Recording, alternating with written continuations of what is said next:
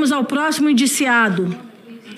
Walter Souza Braga Neto, outra figura central no governo de Jair Bolsonaro, tendo sido inclusive seu candidato a vice-presidente na chapa das eleições de 2022, foi Walter Souza Braga Neto. Como ministro da Defesa, durante o governo Bolsonaro, Braga Neto esteve presente em diversas manifestações públicas golpistas proferidas pelo então presidente da República, Jair Messias Bolsonaro. Como general do Exército, tinha papel fundamental na arregimentação do apoio político dentro da caserna.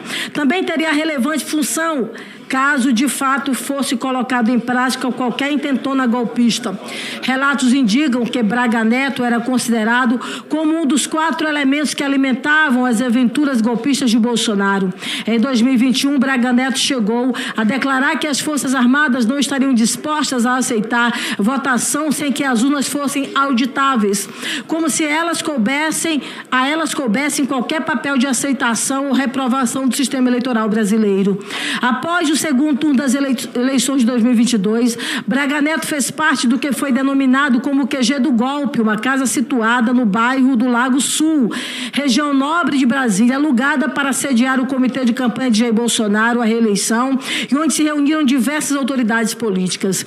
Nessa casa foram discutidas várias ideias de implementação de planos antidemocráticos. O general também respondeu à aplicação do instrumento de Estado de Defesa para situações não previstas no texto constitucional, mesma tese defendida na chamada minuta do golpe, encontrada na casa de Anderson Torres. Walter Souza Braga Neto também incentivou a permanência dos acampados nos denominados acampamentos golpistas, como o discurso feito no dia 19 de novembro de 2022, quando pediu aos acampados para não perderem a fé. Àquela altura, segundo o general, meias palavras bastavam para os bons entendedores. Assim, Walter Braga Neto deve ser responsabilizado pelos tipos penais descritos nos artigos 288, associação criminosa, 359-L, abolição violenta do Estado Democrático de Direito, 359-M, golpe de Estado, todos do Código Penal, por condutas dolosas, por aderir subjetivamente às condutas criminosas de Jair Bolsonaro e demais indivíduos em seu entorno, colaborando decisivamente para o desfecho dos atos do dia 8 de janeiro de 2023. Próximo indiciado, Augusto Heleno Ribeiro Pereira. De modo similar a Braga Neto, o general Augusto Heleno foi figura de imenso relevo no governo de Jair Bolsonaro. Segundo relatos, era um dos 4 elementos que incutiam ideias golpistas no então presidente da República.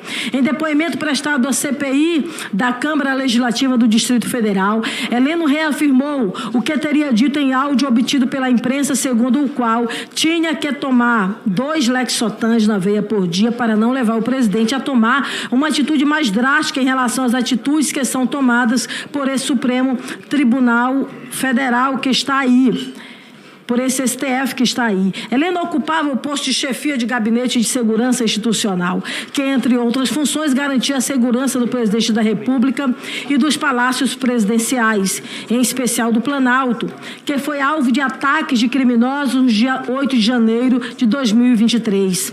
Depois da posse do presidente Luiz Inácio Lula da Silva, Heleno foi afastado do GSI, mas foram mantidos no órgão diversos oficiais militares que trabalharam sob sua administração.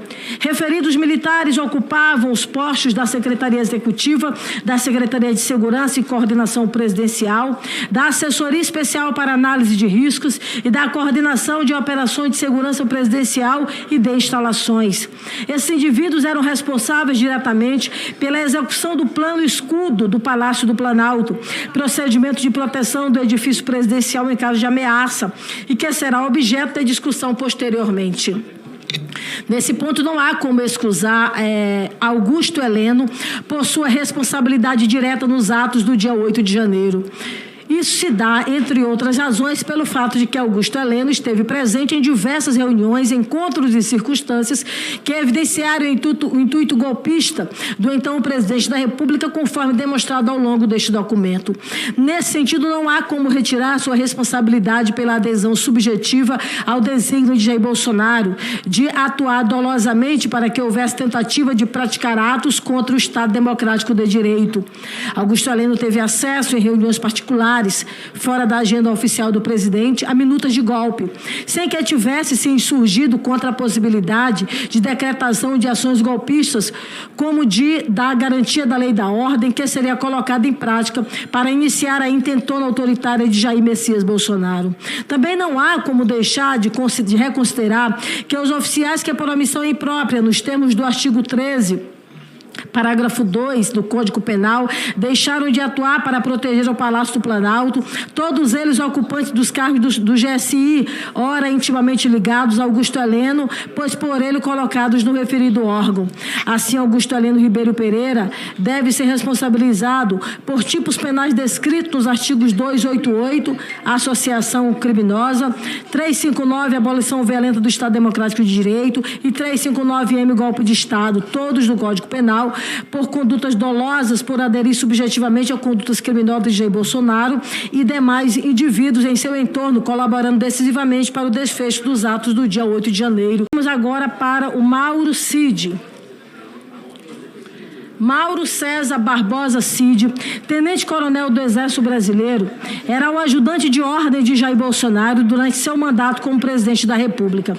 Conforme citado anteriormente no corpo deste relatório, inclusive no item de indiciamento de Jair Messias Bolsonaro, Mauro Cid era pessoa de extrema confiança do ex-presidente, estando presente em confrontos, reuniões formais e informais, diligenciando suas ordens, cumprindo determinações ainda que ilegais e tendo autonomia para decidir.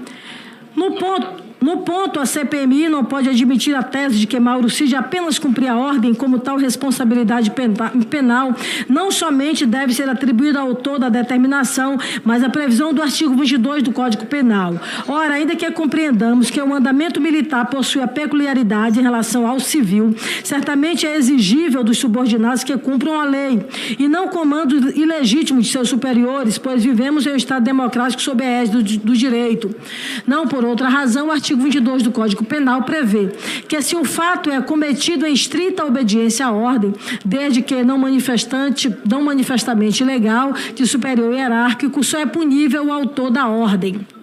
Assim, ordens ilegais devem ser cumpridas. A propósito, dispõe o artigo 38, parágrafo 2º do Código Penal Militar. Se a ordem do superior tem por objetivo a prática de ato manifestamente criminoso ou a excesso nos atos ou de forma de execução, é punível também o inferior.